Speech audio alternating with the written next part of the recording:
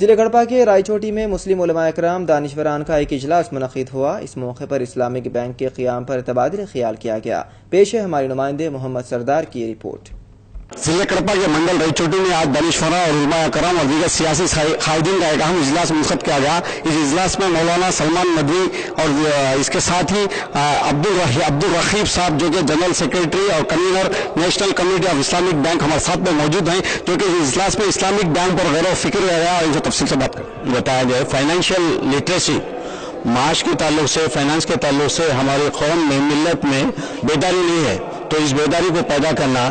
مال کی کیا اہمیت ہے اس میں اسلام میں، اور اس کو کیسے حاصل کرنا جائز طریقے سے، اور پھر جو ہے رزق حلال کیسے حاصل کرنا، تجارت میں ہمیں کیسے یہ کرنا، بچت کیسے کرنا، بچت کو کیسے ہم سرمایہ کاری میں لگانا، اور آج کے زمانے میں ہم کیسے چھوٹی چھوٹی تجارت کر سکتے ہیں، یا جو ہے ملٹی اسٹیٹ کوآپریٹو سوسائٹی کے ذریعے سے ہم اپنے بینکنگ کے کام کو بھی، فائنانس کے کام کو کر سکتے ہیں۔ اس کو قرآن میں بھی اور حدیث کی روشنی میں نے لوگوں کے سامنے رکھا کہ ہم بھی جو ہے آج کے زمانے میں ہم عبادات پر تو زور دے رہے ہیں، لیکن معاملات کے تعلق سے، خاص طور پر مال کے کمانے کے تعلق سے، تجارت کے تعلق سے ہماری جو ہے معلومات بہت کم ہیں۔ تو میں نے اپیل کی ہے علماء سے بھی، ہمارے ذمہ داروں سے بھی، دانشوروں سے بھی، نوجوانوں سے بھی، ہمارے خواتین سے بھی، کہ وہ جو ہے اس پہلو کو جو ہے سوچیں۔ اور اس لیے کہ نبی کریم صلی اللہ علیہ وسلم نے جب مدینہ ہجرت کی تو وہاں دیکھا کہ پورے کے پورے مارکیٹ پہ جو ہے یہودیوں کا قبضہ ہے، ایکسپلائٹیشن ہو رہا تھا۔ آپ نے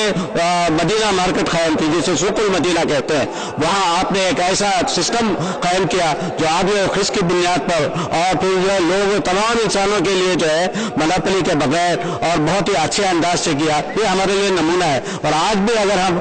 ہمارے معاملات میں اچھے رہیں گے، اخلاق کا، اور پھر سیدھے طریقے سے ہم عدل و قسط کا، سچائی کے ساتھ، دیانتداری کے ساتھ، اور پھر جھوٹ کے بغیر، ملاوٹ کے بغیر ہم چیزیں دیں گے، ایک نئے انداز سے ہم کاروبار کریں گے، تو ہمارے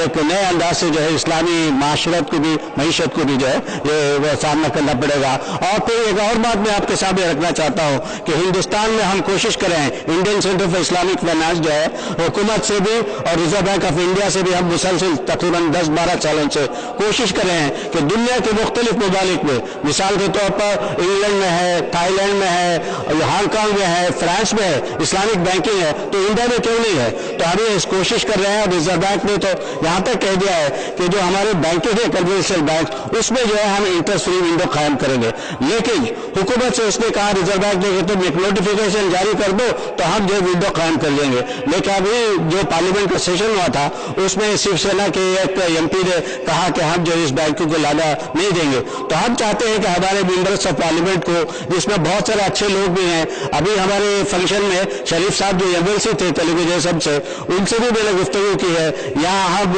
آندھرا پردیش کے بھی اور تلنگانہ کے بھی ایم پی سے ہم ملاقات کریں گے اور حکومت پر دباؤ ڈالیں گے کہ جب آر بی آئی نے کہہ دیا ہے کہ ہم اسلامک انٹرسٹ فری ونڈوز لانا ہے، تو دوسروں کو جو ہے اسے ہماری ضرورت ہے، یہ ہماری فنڈامنٹل رائٹس ہے، اس کو جو ہے یہاں لانے کی ضرورت ہے، تاکہ اس میں نہ صرف مسلمانوں کو بلکہ سارے انسانوں کو جو ہے اس میں فائدہ ہوگا۔ لوگوں میں ایک غلط فہمی اور مسکنسیپشن یہ ہے کہ صرف مسلمانوں کو اس سے فائدہ ہوگا، ایسا نہیں ہے، بلکہ یہ تمام انسانوں کے لیے ہے۔ جہاں ملیشیا میں اور انگلینڈ میں جو ہے اسلامک بینک کام کرتے ہیں، 40% پیپل جو ہے نان مسلمس ہے، تو یہاں بھی جو غریب ہیں، کسان ہیں، جو انآرگنائزڈ لوگ ہیں، ان سب کو جو اسلامک بینک سے، انٹرسٹ فری بینک سے فائدہ ہوگا۔ آج کا جو کنونشنل بینک ہے وہ تو امیروں کے لیے ہے اور غریبوں کے لیے اس میں حصہ نہیں ہے، تو اسلامک بینک میں اور اس میں انٹرسٹ فری بینک میں سارے انسانوں کا حصہ ہوگا، اور پھر جو ہے سارے انسان جو ہے اس سے فائدہ اٹھائیں گے، اور ایک نئے ہندوستان کو جو ہے ہم اسلامک بینکنگ سے ہم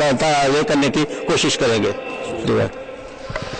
عبدالرقیب صاحب کا کہنا ہے کہ جو اجلاس میں خاص طور سے مسلم معاشرے میں جو حالات پیش آ رہے ہیں اس پر انہوں نے روشنی ڈالی، اور ساتھ ہی انہوں نے حکومت پہ، مرکزی حکومت اور ریاستی حکومت سے جو بھی سیاسی قائدین ہیں ان سے تبادلہ خیال کیا، اور یہ بھی کہا ہے کہ اسلامک بینک لانے سے بنا سود کے عوام کو رقم ملے گی، جس میں خاص طور سے مسلمان نہیں ہر طبقے کا انسان فائدہ پائے گا، جبکہ انہوں نے مثالیں بھی دی ہے جہاں پہ بینکنگ چل رہی ہے وہاں پہ کن کن لوگوں نے کس طرح سے فائدہ لیا، اور حضور صلی اللہ علیہ وسلم کے طور طریقے پر زندگی گزارنے پر اور ساتھ ہی تجارت کرنے پر، زندگی کے ساتھ साथ साथ दुनिया और आखिरत भी कामयाब होने की उन्होंने इस बात को भी रोशनी मंजर आम पर लाया और साथ ही इस्लामिक बैंक लाने तक 10 साल से मुकम्मल कोशिश कर रहे हैं, आगे भी चल के कोशिश करेंगे और खास इनका मकसद है जो कि इस्लामिक बैंक बिना सूद के कायम हो और हर इंसान के लिए वो फायदेमंद हो। कैमरामैन दिलीप के साथ सरदार मुंसिफ, टीवी करपा। ज़िले कामारेड्डी के कलेक्टर ने दौरा करते हुए यौम जमहूरिया की तकरीब से मुताल्लिक़